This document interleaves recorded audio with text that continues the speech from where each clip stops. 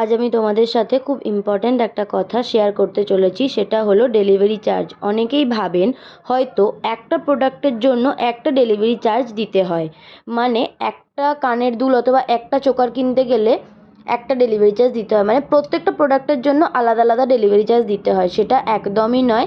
আপনি যদি একসঙ্গে 3-4টে প্রোডাক্ট নেন, তার জন্য আপনাকে একটাই শিপিং চার্জ পে করতে হবে, সেটা হলো 50 টাকা। এবার বলি সেই শিপিং চার্জটা কীভাবে অ্যাপ্লিকেবেল হয়।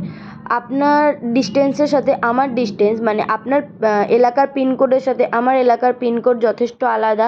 তো সেখানে যাওয়ার জন্য একটা ডেলিভারি চার্জ লাগে, যেটা আমাদের ইন্ডিয়া পোস্ট, যেটা আমরা পোস্ট অফিস থেকে কুরিয়ারটা করে থাকি, তাদেরকে দিতে হয়। তো সেখানে 500 গ্রামের ডেলিভারি চার্জ লাগে হচ্ছে ওই 43 থেকে 45 টাকা। আর বাকি যে 5 টাকাটা নিয়ে থাকি সেটা হলো আমরা প্রোডাক্ট পাঠানোর সময় বক্স দিই, বাবেল র্যাপার দিই, প্রোডাক্টের সেফটির জন্য আমরা সেগুলোর জন্য 5 টাকা নিয়ে থাকি। 5 থেকে 6 টাকা বা 4 টাকা নিয়ে থাকি, যেটার জন্য আমরা কিনি ওই বাবেল র্যাপার, বক্স এগুলো। তো এটাই আমার বলার যে একটা প্রোডাক্টের জন্য কখনোই একটা ডেলিভারি চার্জ দিতে হয় না। আপনি একটা ডেলিভারি চার্জ দিয়ে অন্তত 5-6টা প্রোডাক্ট নিতে পারেন, মানে 50 টাকা ডেলিভারি চার্জ দিলে আপনার একটা ডেলিভারি চার্জেই অনেকগুলো প্রোডাক্ট আপনার কাছে পৌঁছে যাবে। সবাই ভালো থাকবেন, সুস্থ থাকবেন। দেখা হচ্ছে নেক্সট কোনো ভিডিও নিয়ে। আজকের মতো টাটা।